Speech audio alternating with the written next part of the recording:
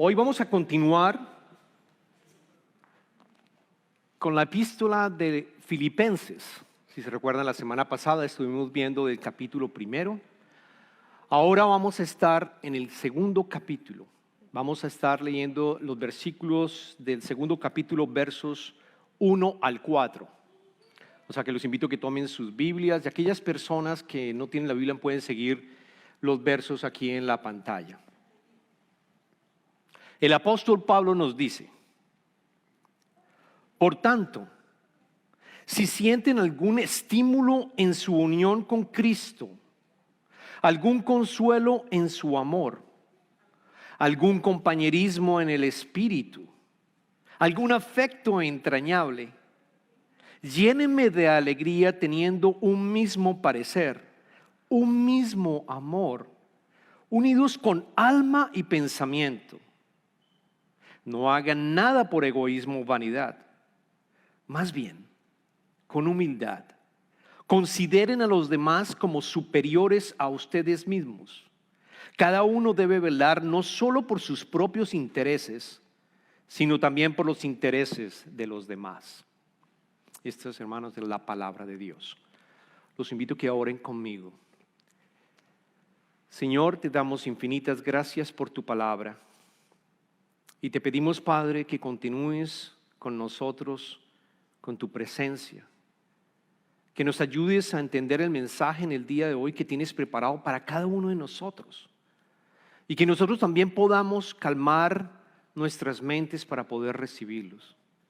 Abrimos tus manos para recibir tu gracia, Padre mío. Oramos en el nombre de Jesucristo. Amén. Aquí en los Estados Unidos hay varios ministerios de prisiones. Y uno de ellos, yo voy a hablar particularmente de uno de ellos que se llama el Ministerio de Epifanía, en inglés Epiphany Ministry.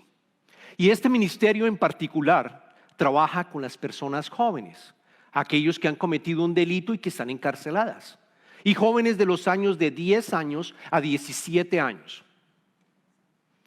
Este ministerio lo que hace es reclutar personas que son cristianas, que vienen de diferentes denominaciones y que sienten el llamado a ayudar a otros, precisamente a las personas que están encarceladas, para mostrarles el evangelio, las buenas nuevas, para mostrarles y que ellos sientan el amor de Dios. Y es supremamente importante este ministerio porque la edad de estos muchachos de 10 a 17 años es la edad en la que ellos pueden eventualmente, de acuerdo a la ley, poder recibir el mensaje y cambiar y reducir su pena, dependiendo de lo grave que haya sido su pena. Allá encuentran personas que han hecho todo tipo de errores, incluso poder haber asesinado a otra persona. Luego es clave lo que hace el ministerio en lograr sembrar esa semilla en ellos. Y consiste en que se va durante una semana, todos los voluntarios se reúnen, que son personas laicas como ustedes, en el sentido que tienen a Cristo, son cristianas, y durante un fin de semana trabajan. Desde el día jueves se reúnen en un hotel, y el viernes, sábado y domingo entran en la cárcel para estar trabajando durante un retiro, una especie, no sé si han tomado algunos de ustedes el camino de Emmaus, por ejemplo. Es exactamente el mismo esquema que se hace, pero dentro de la cárcel.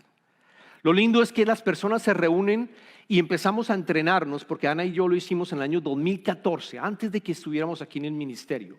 En el 2014 recibimos el llamado: ¿por qué no lo hacemos? Vamos. Y fue de las cosas más lindas que nosotros hicimos durante 3 años. Se reúnen varias personas, las 40 personas que están haciendo esa reunión en particular. Y durante 4 meses, una vez por mes, estamos todos orando por esos muchachos. Estamos también preparando las diferentes pláticas que le vamos a dar a ellos dentro de la cárcel. Y vamos. Y recuerdo particularmente la primera vez que fui, y la mayoría de las personas nos preguntaban: ¿de qué iglesia son ustedes? Y nosotros le decíamos: no somos de la misma iglesia. Aquí todos somos cristianos y todos hemos recibido el mensaje del Señor. Y estamos aquí para presentarte y mostrarte también el amor que tiene Jesucristo por ti. Y ellos decían, pero no es posible. ¿Cómo están tan unidos? ¿Por qué están cómo logran ustedes esa unión de diferentes denominaciones? No, es el Espíritu Santo. Es precisamente lo que Pablo nos dice en el día de hoy y que le dijo a la iglesia de los filipenses. Es exactamente lo mismo, que estuviéramos unidos todos, unidos con la misma mente, que estuviéramos todos de acuerdo, que estuviéramos espiritualmente unidos. Y es parte del mensaje que tenemos para el día de hoy, que estamos en nuestras series Nosotros, la Iglesia. Hemos venido durante las últimas semanas hablando constantemente de qué significa ser la iglesia. Y hoy vamos a hablar de un concepto de unidad, unidad espiritual, de que todos tengamos la misma mente de Cristo. Es parte de lo que hace la iglesia, de ser parte de la iglesia, unificados con la misma mentalidad, la mentalidad de Cristo, en donde todos estamos de acuerdo, en donde no hay desunión, en donde hay unión a pesar de que no haya uniformidad. Y eso es lo que vamos a estar hablando, y eso es precisamente lo que Pablo les dijo a ellos. Pablo inicia en los versos 1 y 2, dice, por tanto, precisamente cuando dice por tanto, está hablando de todo lo que había dicho en los versos anteriores, que precisamente lo miramos ¿se acuerdan? La semana pasada. La semana pasada, en el capítulo 1 del versículo 27 al 30, estuvimos hablando que nosotros debemos también como iglesia vivir de acorde a la dignidad de la Escritura, es decir, dignamente acorde a la Escritura. Y recordábamos nosotros los mártires, como por ejemplo, recordábamos Felicitas, que murió, ¿te acuerdas que estuvimos hablando sobre ella? Y estuvimos hablando de varios mártires que murieron. Y la invitación era que nosotros viviéramos dignamente de acuerdo al Evangelio. No solamente aquí en la iglesia, sino cuando estamos en nuestras casas, cuando estamos trabajando. Que vivamos dignamente, recordamos el valor que tiene la Escritura. Aquí entonces lo que Pablo está diciendo, por tanto, si sienten algún estímulo en su unión con Cristo, algún consuelo en su amor, algún compañerismo en el Espíritu, algún afecto entrañable. Habla de 4 atributos. Dice, por tanto, si vivimos dignamente de acuerdo a las Escrituras y sentimos algo de estímulo en nuestra unión con Cristo, de consuelo, de compañerismo o de afecto entrañable, ahí viene la conclusión por parte de él. Y cuando él dice, si sentimos algo, porque tampoco debemos de sentir completamente, de pronto sentirnos con compañerismo completamente o sentirnos con consuelo completamente. No, Pablo está diciendo, si sentimos algo, si sienten algún estímulo, es decir, si percibimos esas características, nos está invitando a la conclusión que viene después en el segundo verso, que dice, llénenme de alegría, teniendo un mismo parecer, un mismo amor, unidos en alma y pensamiento, que es el segundo verso. Llénenme, lo vuelvo a leer, llénenme de alegría, teniendo un mismo parecer, un mismo amor, unidos en alma y pensamiento. Lo que nos está diciendo Pablo es que si esos sentimientos, si estamos viviendo de acorde a la Escritura dignamente y sentimos esas características, Pablo está diciendo, llénenme de alegría. Mi alegría va a ser completa. Mi alegría va a ser completa cuando ustedes como iglesia permanezcan unidos, piensen de la misma manera, estén unidos con la misma mente de Cristo, con el mismo objetivo de Cristo, que no haya desunión. Yo tengo una gráfica que preparé para darles un poquito más de claridad en lo que dice Pablo, y es esta. Él dice, si se sienten esas características, todo lo que pudiéramos sentir nosotros si nosotros vivimos acorde a las Escrituras, dignamente a las Escrituras, así sea algo pequeño en nuestro proceso espiritual, si lo sentimos, entonces, iglesia, sientan lo mismo, estén de acuerdo, que haya unidad, no necesariamente uniformidad, pero que haya unidad. Es una gran diferencia entre unidad y uniformidad. Y les voy a dar un ejemplo aquí en Covenant, para que entendamos lo que Pablo está diciendo.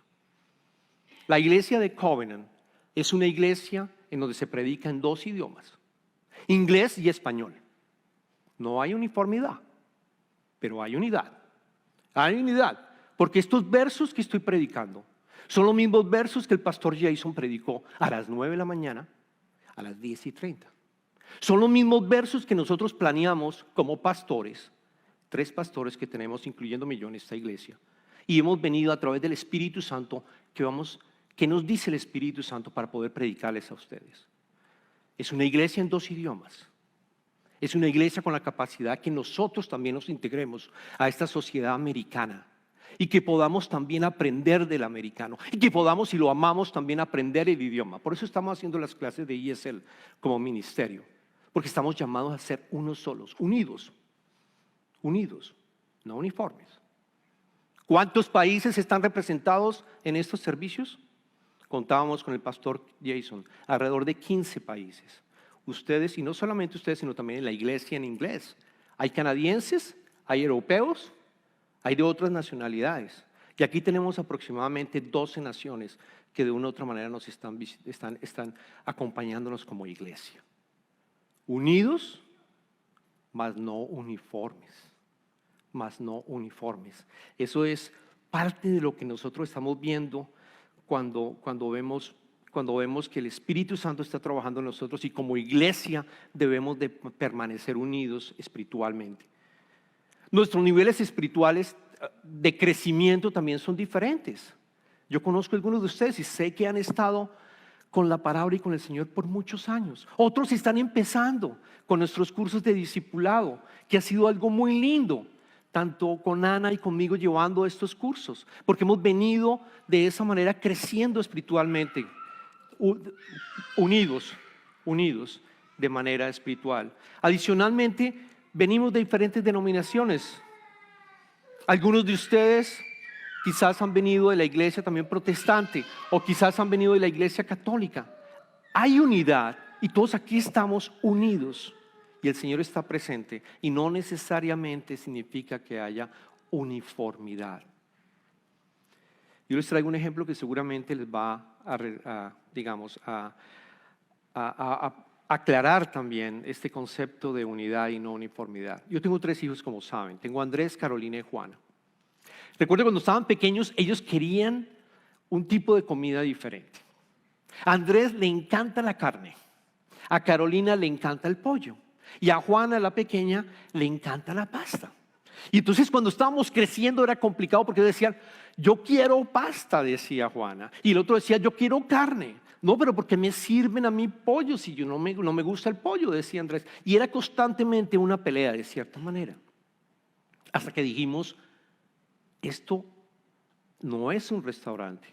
Nosotros, sí, no es un restaurante. Nosotros estamos unidos como familia, Por lo tanto, la comida va a ser la misma. Y cada uno tiene que ceder. Y cada uno no puede ser egoísta. Y no puede ser envidioso. Y cada uno va a ceder y va a comer lo que ese día le corresponde. Porque nosotros como familia estamos unidos. Es exactamente lo que Pablo le está diciendo a esta iglesia, que él quería mucho esta iglesia.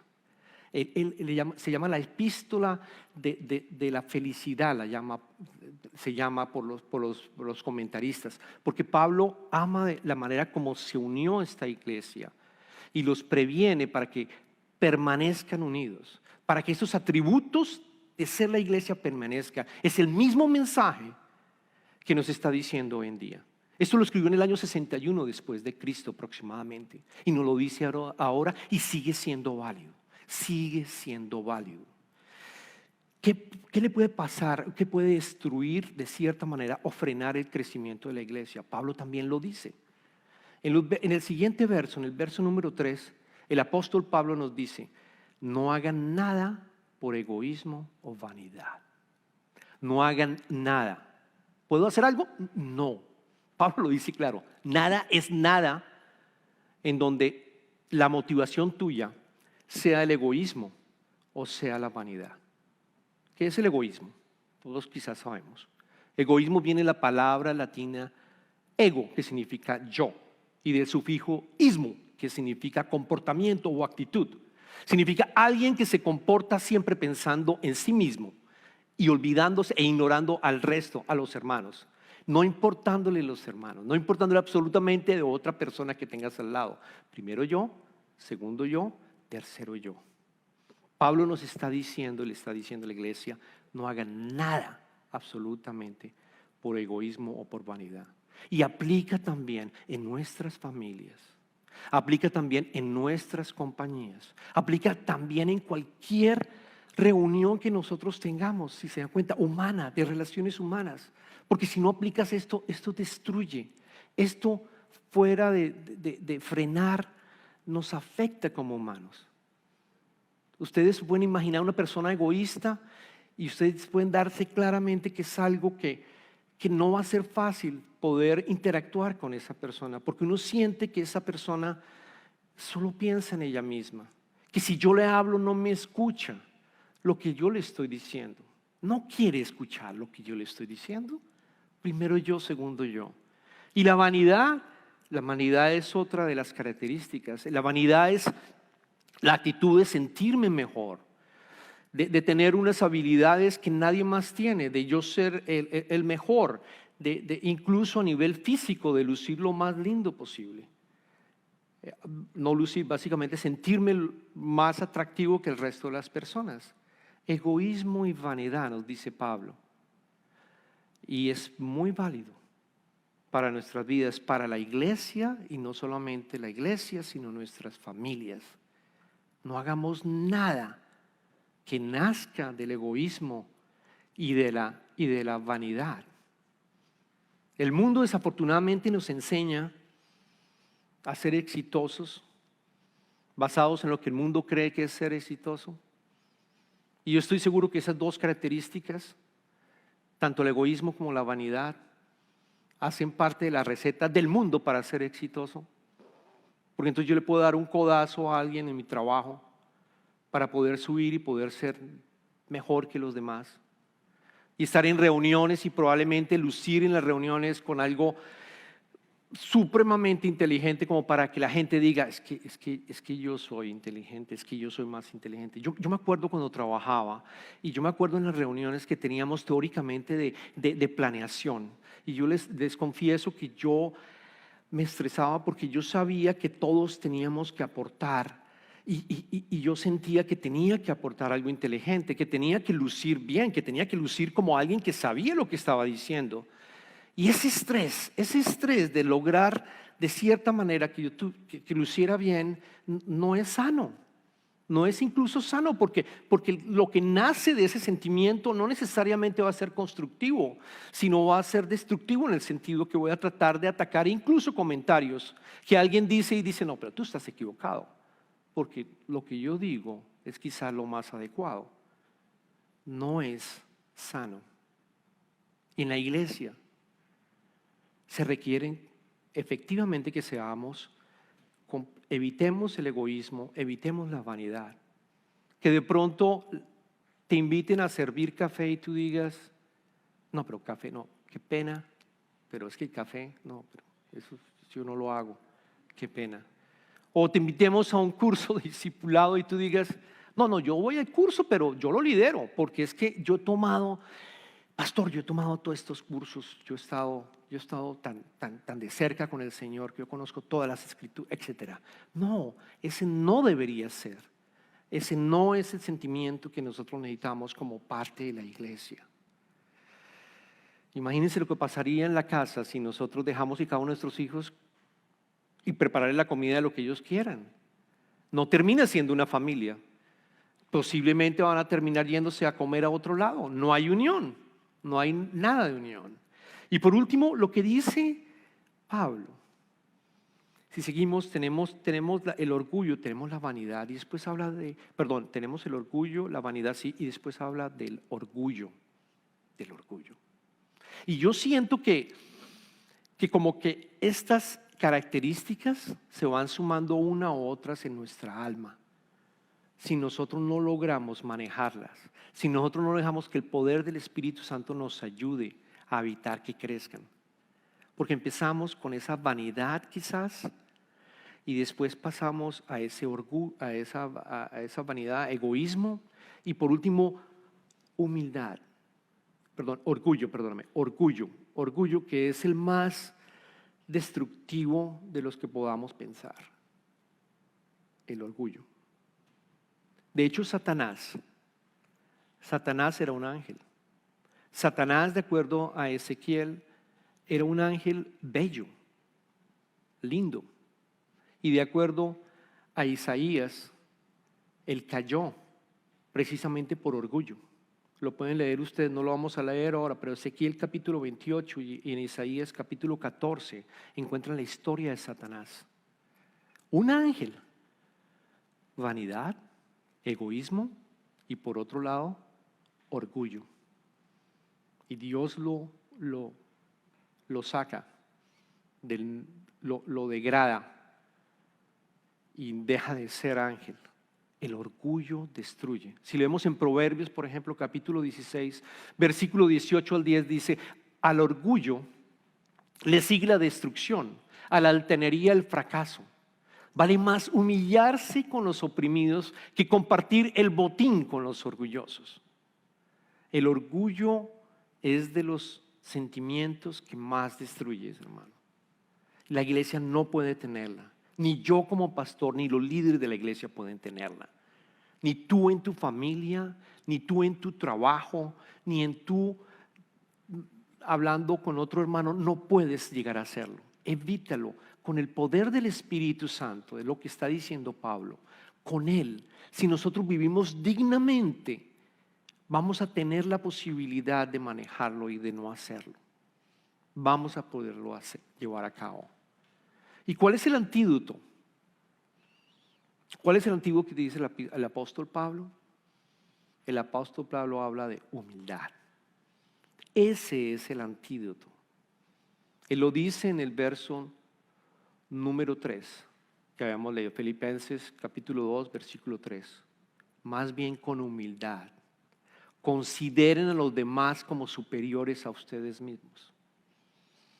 Claro, no veas a la otra persona y a tu hermano como alguien que no conoce, que es menor que ti. Al contrario, míralo como alguien que es mucho más grande que ti, superior a ti. Ese es el antídoto. Ese es el antídoto que nos está invitando el apóstol Pablo y le está diciendo a la iglesia y nos dice a otros. La humildad no es tampoco pensar y hablar menos de ti. Es interesante. La humildad no es pensar y hablar menos de ti. Es pensar y hablar menos acerca de ti. Acerca de ti. Que no estés buscando siempre el motivo para estar motivando a las personas que hablen acerca de ti. La humildad es sencillamente seguir el ejemplo de Jesucristo. Es seguir el ejemplo de Jesucristo. Y yo les doy una recomendación a aquellos que viven comparándonos, porque yo también tenía esto, aquellos que nos comparamos con alguien más. La próxima vez que tú te compares con alguien más, yo te invito a que te compares con Jesucristo, a que te compares con Jesucristo. Si tú dices yo soy paciente, compárate con Jesucristo. Lee las Escrituras. Si tú dices yo soy misericordioso, compárate con Jesucristo. Lee cómo vivía Jesucristo. Si tú dices quizás que eres inteligente, compárate con Jesucristo. Compárate con Él. No te compares con el hermano. Compárate con Él. Si eres cualquier característica que te estés sintiendo, compárate con Jesucristo. Filipenses, en el mismo capítulo 2, en el verso 5, el apóstol Pablo nos dice: la actitud de ustedes, la actitud de nosotros, debe ser como la de Cristo Jesús, quien siendo por naturaleza Dios, no consideró el ser igual a Dios como algo a que aferrarse. Por el contrario, se rebajó voluntariamente, tomando la naturaleza de siervo y haciéndose semejante a los seres humanos, y al manifestarse como hombre, se humilló a sí mismo y se hizo obediente hasta la muerte y muerte de cruz. Perfectamente, lindo como lo está escribiendo el apóstol Pablo. Sigamos el ejemplo de Jesucristo, que fue humildad. Jesucristo, siendo Dios, se hizo hombre, se encarnó en su propia creación para Él morir por nosotros, en su propia creación, para morir por nosotros en un madero, de la manera más humillante que un ser humano puede morir en esa época, desnudo, en un madero, murió por nosotros. Jesús, leamos su historia, leamos los evangelios, démonos cuenta cómo vivió, y esta es una invitación para que vivamos y que como Él vivió. Porque el proceso nuestro proceso es el de convertirnos cada vez más como Jesucristo. Esa es la invitación. El discipulado es ese, es ver a Jesucristo como el modelo del ser humano que Dios creó. ¿Quieres ver cómo es un ser humano? Mira la vida de Jesucristo. Actúa como Él. Las clases están abiertas. Permite que el Espíritu Santo entre en ti y vayas tú convirtiéndote y transformándote. Ese es el llamado, hermanos. Yo los invito a que evitemos, llamemos al Espíritu Santo también para poder evitar el egoísmo, para poder evitar la vanidad, para poder evitar el orgullo y ser humildes y recordar la vida de Él. Oremos. Hermanos, oramos en el día de hoy y te pedimos, Padre, infinitas gracias por tu palabra. Gracias por tu mensaje, Señor. Te pedimos que el Espíritu Santo trabaje en nosotros para que nosotros podamos ser como tu Hijo Jesucristo y convertirnos como Él. Que a través del Espíritu Santo obre en nosotros para que podamos ser discípulos de tu Hijo, Padre mío. Te pedimos esto con la convicción de que todos somos hijos tuyos y que tú nos vas a estar guiando para llevar a cabo este proceso. Te pedimos todo esto en el nombre de tu amado Hijo Jesucristo. Amén.